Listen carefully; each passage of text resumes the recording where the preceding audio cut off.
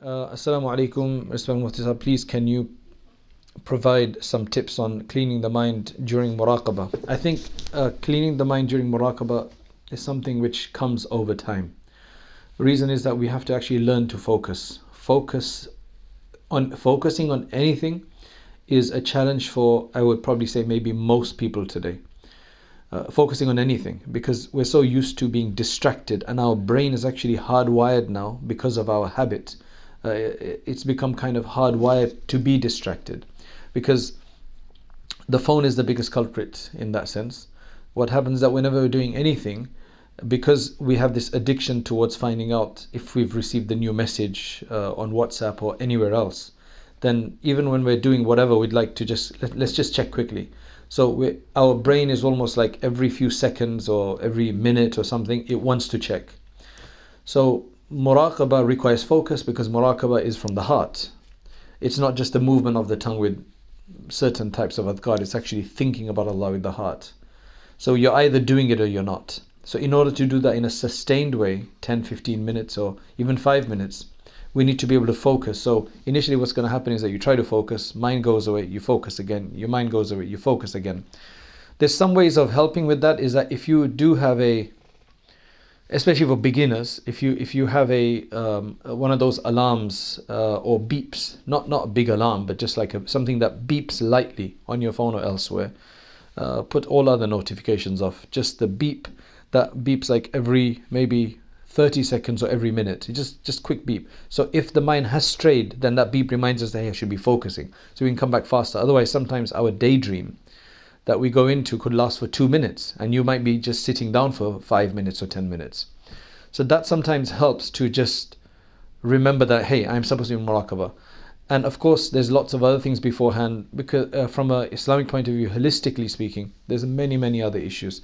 The food that we eat, that helps, because haram food or doubtful food or weird food, not cooked with barakah and blessing, all of that is obviously going to eating out too much and these kind of things. Not because eating out food necessarily is always unhealthy from a physical perspective, but it's just the fact that who's cooking it, how they're cooking it, what are they cooking it for, what's the intention behind it. All of this for Muslims, spiritually speaking at least, makes a difference.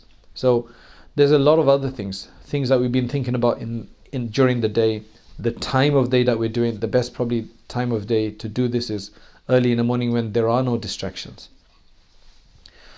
So there's so many factors. There are just so many factors. Then to sit down and then to get the presence of mind, to ask Allah subhanahu wa ta'ala for focus.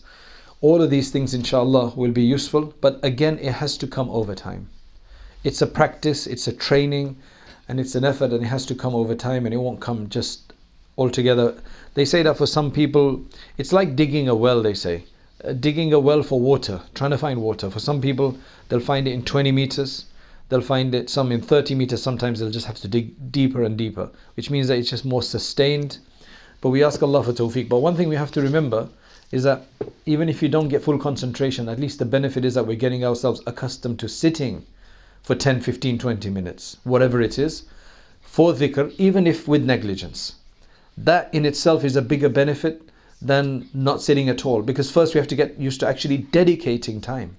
So if we can't dedicate 5 or 10 minutes or 15 minutes to Allah, then how can we expect concentration? Concentration is a second level, and that's understood. That's why Ibn Attaining and others, they make it very clear that if you do have a sustained period of at least engaging the tongue or engaging yourself a time for the sake of Allah, then slowly you will eventually ascend to the point where you will do it with focus.